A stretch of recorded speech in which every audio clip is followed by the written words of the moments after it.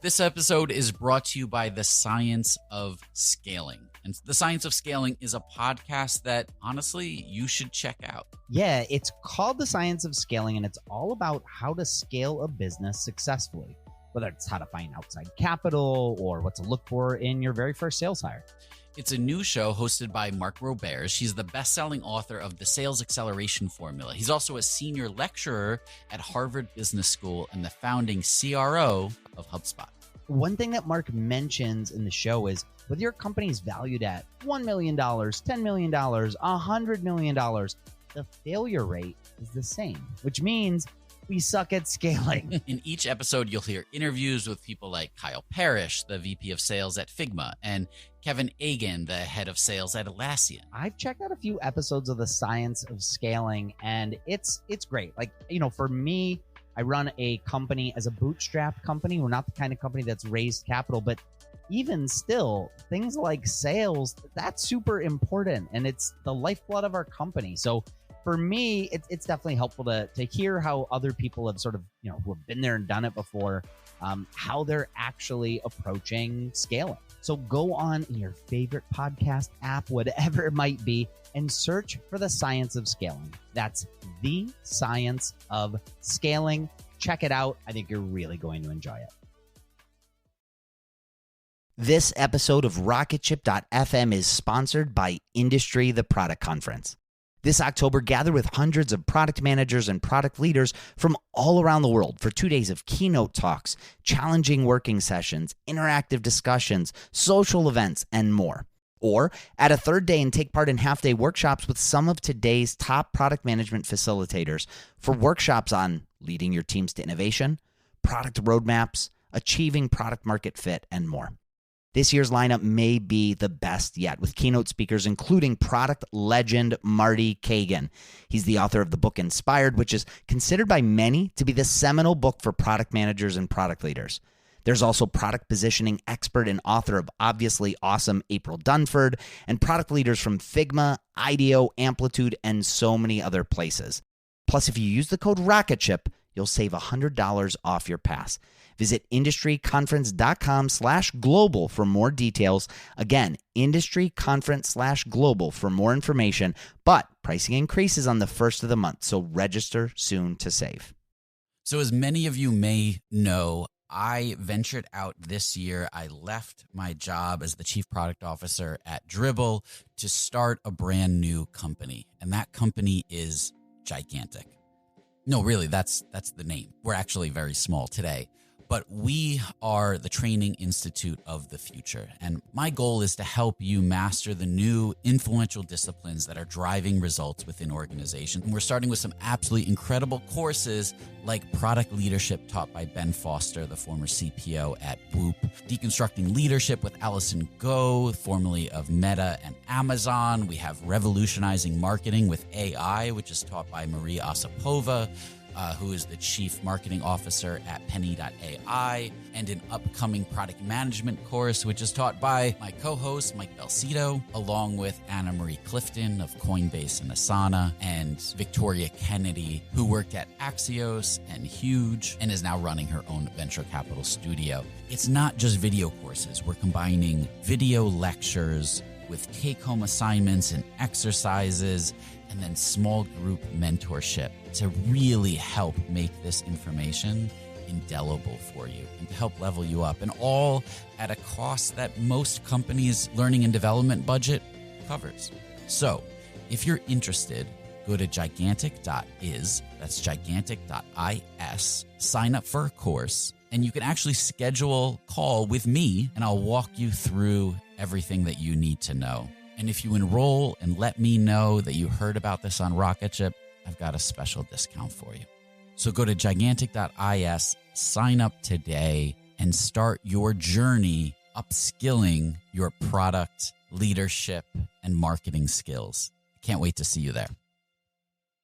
If I could go back in time to when we started Unbounce 4.5 years ago, I would kiss myself on the mouth and change nothing.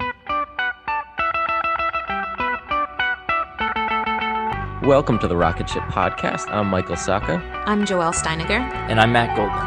And we're having 20-minute talks with entrepreneurs teaching you how to launch your product into revenue.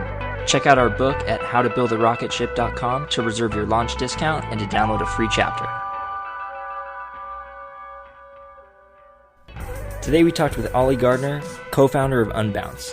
He talks all about the marketing that they did in the early stages to grow their product, and also about the transition that he's making towards being creative director of the company, a role he had before he started. He also talks about the right time to start public speaking and why now is the time for them. Welcome to the Rocketship podcast. We're here with Oli Gardner, the co-founder of Unbounce. Welcome to the program. Thanks, guys. It's great to be here. So take us back to some of the early days of Unbounce and give us some insight into what it was like to just launch for you guys. Yeah. Well, we started the company. There's 6 co-founders, which is kind of strange. You don't get that very often. And we've all known each other on and off for the last 14 years. And it just kind of worked out that we weren't working or only working on small things at the same time. So Rick Perot, our CEO, he had 2 ideas. Clearly we picked the right one. The other one would have crashed and burned, I have no doubt. Yeah, I mean, we did the kind of, we all worked at home for the most part, but we had an initial investor who had an office space and then used it once a week. So we had it free for 4 days a week, which was amazing. We launched actually going back to how we thought this would work, Rick was always saying, all we need for this is you throw an image up there, put a headline and a button on it. There's a landing page. Perfect. That's all we need to do. Yeah, not even close. So I think we launched our beta. We started August 2009. And then I think it was March 2010, we launched our first beta, which was super scary because it was so obviously MVP. You couldn't even put a form on the page, for gathering leads, doing any of that kind of stuff. For a landing page? Yeah. Wow. Okay. Yeah, it pretty much was, I mean, it was the drag and drop WYSIWYG editor. But there wasn't much that you could actually drag and drop onto the page. So what kind of feedback were you getting then? And how did you guys get past that since you were a landing page generator? Yeah, people loved it. But, we started off doing a weekly demo. We'd get people in the industry around Vancouver to come down, Friday beers, and we'd show them what was going on. And they're all like, yeah, this is amazing, but completely unusable right now until you put forms on there and, let me send my leads somewhere. One of the biggest, go ahead. Oh no, I was just gonna ask, did you start local? Was that a strategy for you guys? No. I mean, we started content marketing like from day one. So, wherever our inbound sources were, we got, I wish I knew where our first customer was from. I should have looked into that. But it's interesting you say that, starting locally. We've just started really pushing hard to get the Vancouver scene to know who we are and what we're doing, because everybody assumed we were in the Valley for the longest time. Oh, wow. Okay. I was curious because bringing people into the office and kind of talking to them, I could see how that could be incredibly beneficial at the beginning. So I was wondering if that's how you guys started or if it was through content. Yeah, I mean, it was a bit of both. So we started the blog the day we started the company, essentially. And I became a marketer the day we started the company as well. I hadn't done that before. So that was an interesting change. But the nice thing was, with 6 co-founders, we could do everything. There wasn't anything for the company we couldn't do. So we didn't have to hire for like 18 months. So it was a very diverse skill set. Yeah, you guys started as a medium-sized startup. Yeah, totally.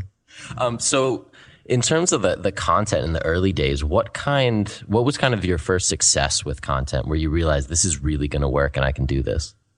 Yeah, I would say there are 2 main things. The first thing was, we put the website up and we're like, okay, well, we need to gather some leads so we can market to people. When we launch our beta, we need people to actually show up. So we're like, okay, we need an ebook. And there was some grumbles like, oh, really? We're going to spend 2 weeks writing an ebook? Like, what a waste of time. So I held a brainstorm, 2 hours. I figured out, it was 101 landing page optimization tips. So I broke it down into 14 chapters. So I had 14 questions for the brainstorm. Stickies all over one of our apartments. Then I just rolled them up, went home, pulled an all-nighter, came back the next day with an ebook. So it didn't take 2 weeks. It just feel like crap.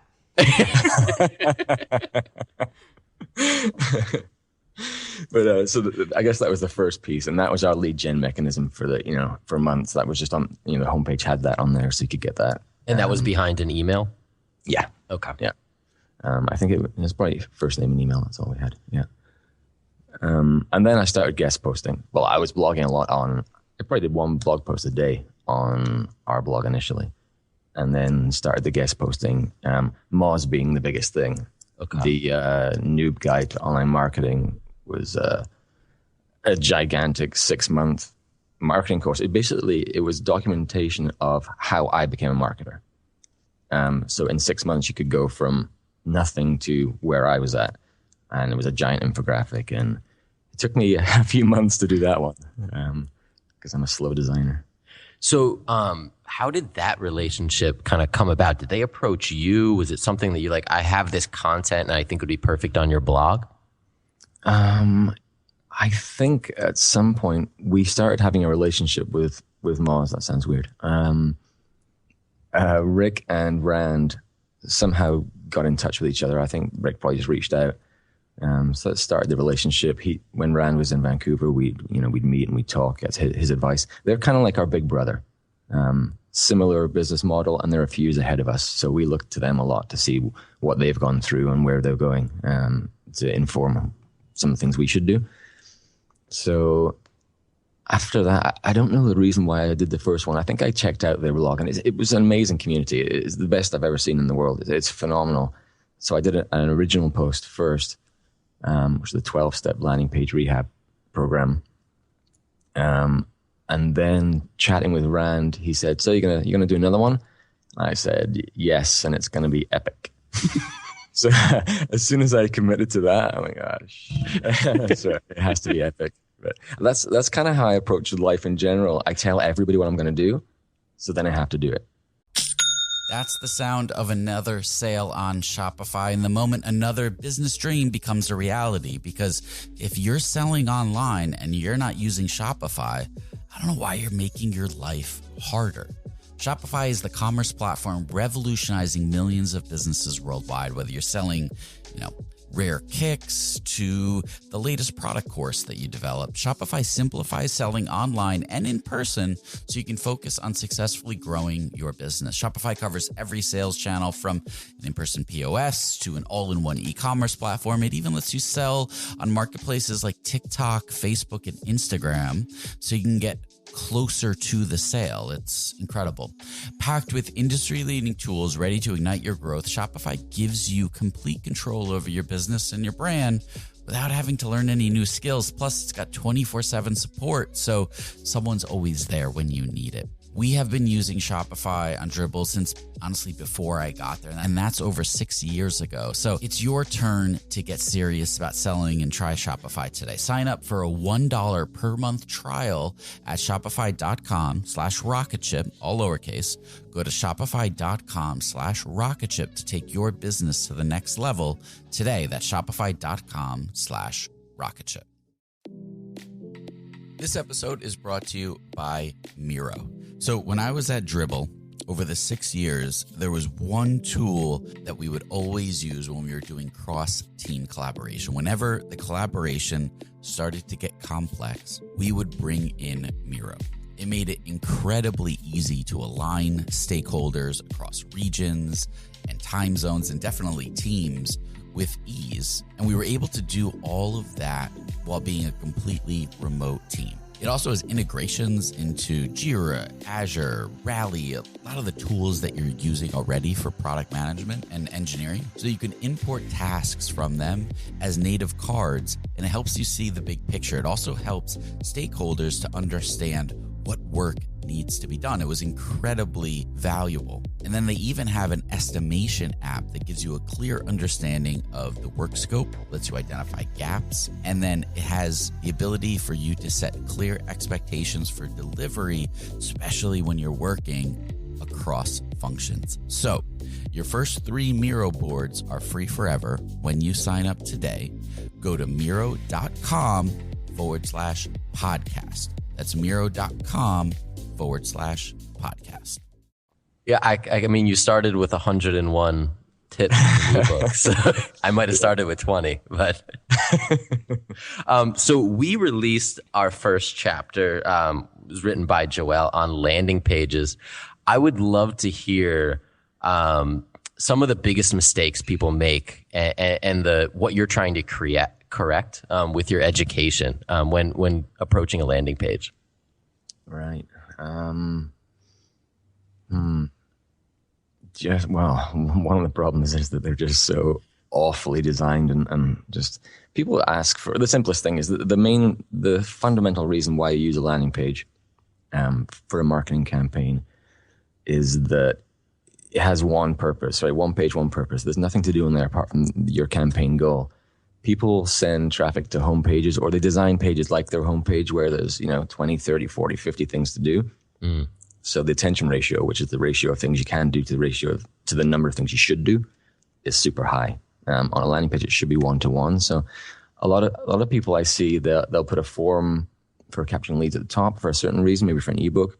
Then they'll have a button to click through somewhere else, and then they'll have a newsletter sign up at the bottom, and that's just too much. You got to guide people. People, whether they know it or not, like to be guided.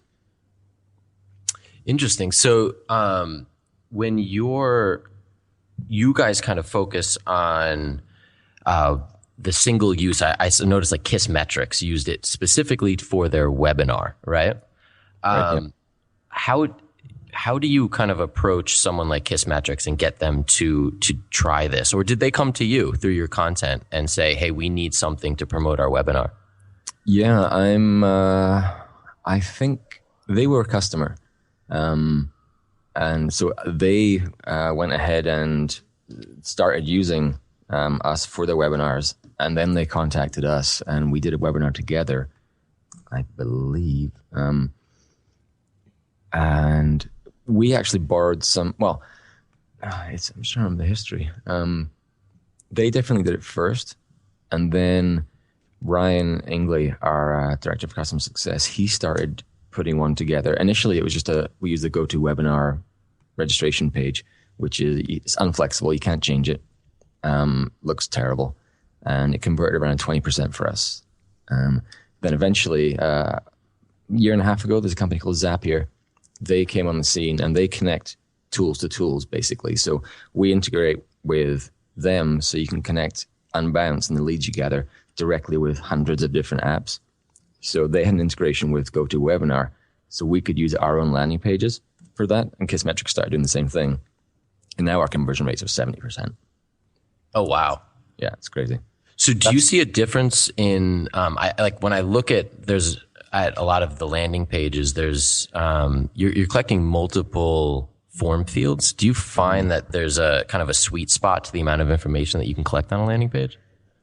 It depends who is coming to them. I mean,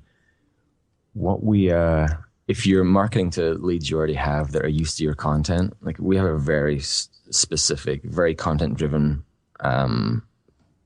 our leads list that it's completely content driven. So they're very receptive. That's why they convert so high. But yeah, you can get away with a lot more than you think when you're doing this kind of thing. We just had 3 form fields all the time for our webinar or ebook registration pages. And last week we just added another couple of drop down fields on there to ask, a bit more qualification questions. Nothing changed. Interesting. Exact same conversion rate. Wow. Yeah. So you guys, you've kind of built the business off content. Is that safe to say? I would say content and integrations with different platforms. Oh, talk to us a little bit about some of those integrations and what has kind of moved the needle for you there. the first integration we did was with MailChimp, so that the leads you're gathering could go straight into your email system. And that was huge. There's a massive correlation between the customers we have and the customers they have. So we built an integration with their platform, which then they blog about, and so their customers found out about, and we got so many customers from that. If you look at the count of number of companies integrating with the different tools we connect with, MailChimp is just far and away the runaway winner on that. There's thousands of people that have done that. Wow. So when you integrated with them for the first time, did they do anything to promote you, or was it all on your end? They did a post about it, a fairly technical post on their blog. They didn't email their customers. But at that point, we were getting 1 or 2 customers a day. So all of a sudden, when we went to 10, we're like, yeah, this is amazing. We love MailChimp. Yeah. That is so. How did that work with getting them to write about it? Did you just ask them, or was it something that they had kind of a vested interest in putting out there? Yeah, no, they did. I think we just told them that we'd done this, and they just went ahead and did it. Nice. Yeah. Very they cool. were quite pleased by it. So you have recently started transitioning into more of a public role. Mm-hmm. Tell us a little bit about where you guys are taking some of your marketing. Yeah. Well, my role is, it used to be director of marketing. And then a couple of years ago, I hired Georgiana Lodi.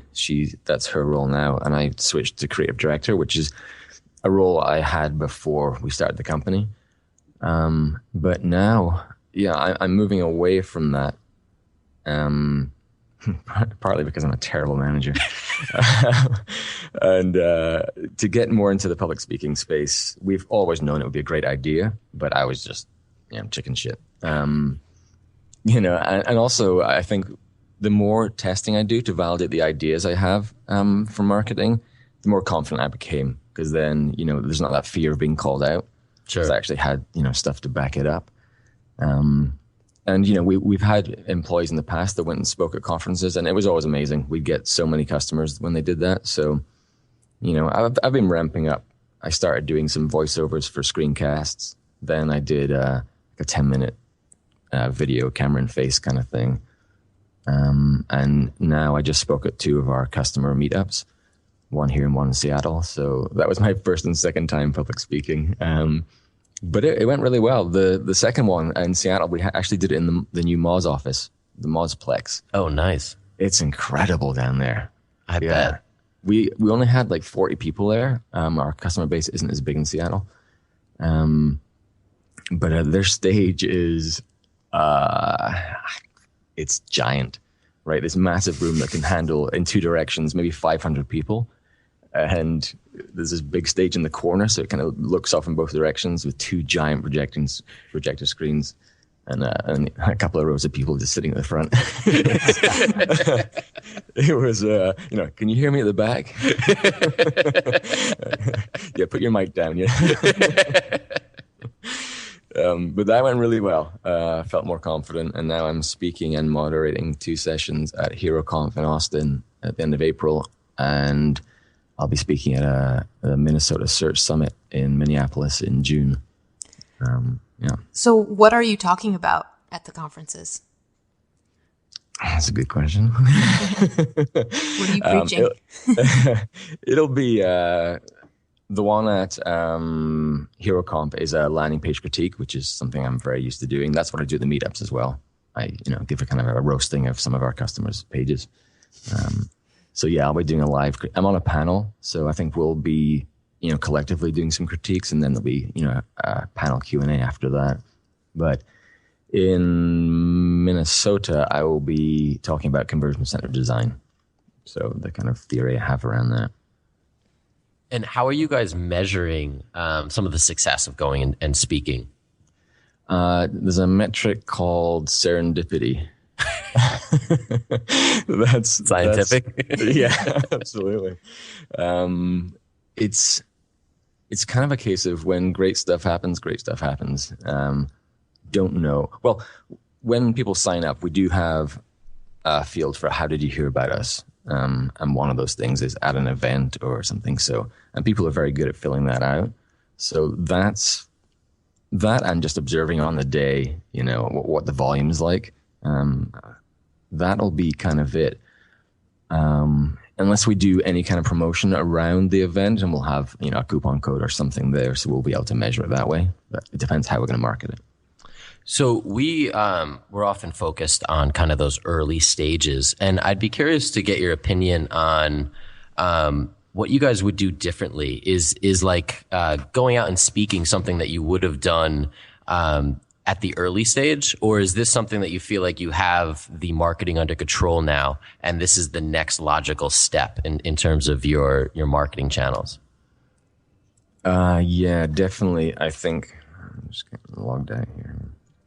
I definitely think it would be great to have started that from day one, the speaking. Well, once we had a little bit of a name, Rick spoke at LeadsCon, which is a fairly big conference, maybe about a year in. But yeah, having someone willing to do that would have really accelerated things, I think. In terms of what we'd change, it's funny because, knock on wood or whatever, we've had a very smooth path in terms of growth. We've doubled in revenue and employee count the last 2 years in a row. And it looks like we're going to do even better than that this year. So not an awful lot, but I tweeted the other day, if I could go back in time to when we started Unbounce 4.5 years ago, I would kiss myself on the mouth and change nothing. All right. But yeah, I was thinking last night though, about this, and I think I would love to have had better record keeping of what we did. All the things that worked and didn't work. All I really have, I guess we can look back through emails, and I have I still have a pile of napkins that sitting on a shelf at home from our initial design sketches and, wireframes. So I think that's something that might need to get framed at some point. But yeah, it would have been great to have a videographer, follow us around or something. That'd be cool. Yeah, right. Yeah, hindsight and cash art 2020. This episode is supported by the AWS Insiders podcast. AWS Insiders is a fast-paced, entertaining, and insightful look behind the scenes of AWS and cloud computing. Hosts Raul Submaranian and Hillary Doyle dig into the current state and the future of AWS by talking with people and companies that know it best. It's a show that's full of opinions, takeaways, and untold stories about the challenges, innovations, and mind-blowing promise of cloud computing. I checked out AWS Insiders, and look, it is a fantastic show, and it's perfect for anyone in tech who's looking for some of those behind-the-scenes stories, for some reassurance that, things are a little nuts everywhere, and everyone is struggling with a lot of the same problems. The first episode of season 2 is all about filling the cloud talent gap, and it's an interesting discussion on what do we do to help to staff up internally. What are some of the challenges that companies are facing? Search for AWS Insiders in your podcast player. We'll also include a link in the show notes. Thank you to AWS Insiders for their support. In the product, do you do anything to show people, like you're talking about doing these homepage teardowns in person? Do you do anything in the product to say, hey, you're getting fewer signups than most people in this category do? Maybe you should try taking out some of this copy or using a video. Is there anything like that built in, or do you do personal reach outs to people? Yeah, there's nothing built in. It's something we've wanted to do forever, but it gets knocked back based on, product roadmap kind of priorities. But I would love that. What I do have in the back end, I have I have to get them to do it manually, but every now and then I'll get them, the dev guys, to give me about 3,000 landing pages from our customers. And I'll just sit there and kind of click through them, looking for interesting ones. And then I'll reach out to the people who did them and say, hey, do you mind if I do a critique of this? It'll be a blog post. I try and bunch 20 to 30 together and then do a big post about that. That's the main way. So it's a fairly manual process. I'd love to have something more automated in there that pays attention to their tests or just their conversion rate in general and says, hey, looks like your test is doing really well or something. Would you like to submit it for a case study? Something like that. So we're going to try an MVP of something like that soon, hopefully. Yeah, because it seems like the better that their pages do, the more likely they are to stick around and keep creating pages. Absolutely, yeah. Versus having a... I think that's true of any product. If you can make your customer look awesome or feel awesome, they're going to stick around. Yeah, definitely. Well, cool. Well, thank you so much for coming on here. You're welcome. Thanks for asking me. Where can we keep up with you and you and Unbounce? Yeah, Twitter is big for us. I'm Oli Gardner, OLIGARDNER, and Unbounce, obviously. We're very responsive on social.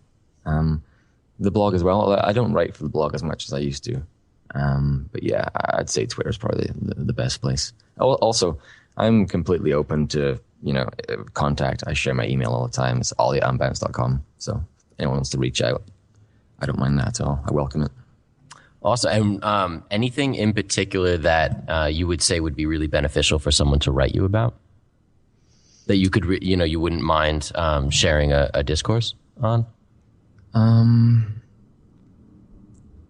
If they're, if they're a startup or something and they're going through their marketing process or they're about to, and they want to talk about a good way of approaching that or some of the things that we were successful in, things like that. Or if they want to get a page critiqued, they can fire that over. Awesome. Yeah.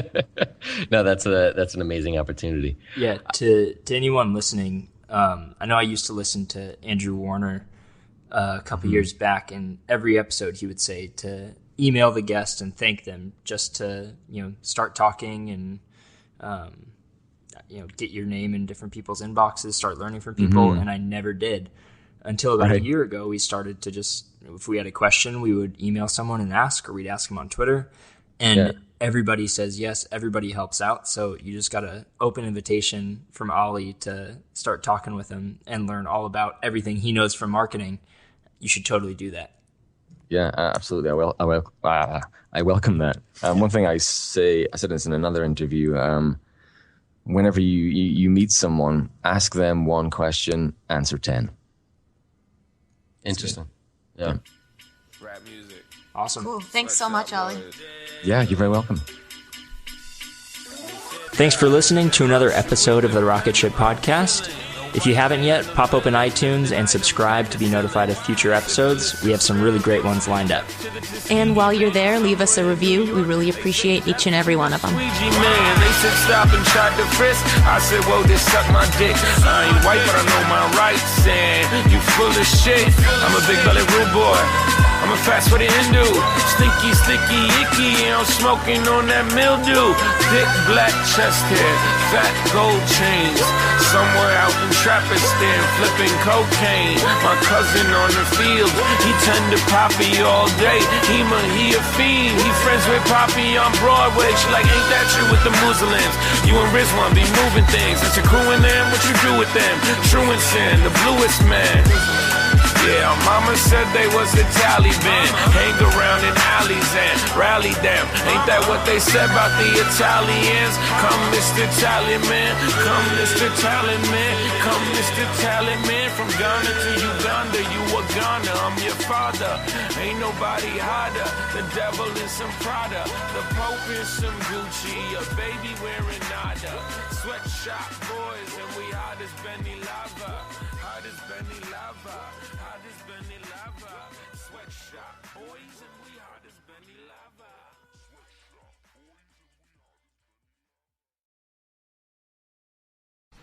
Hey guys, welcome to The Collective.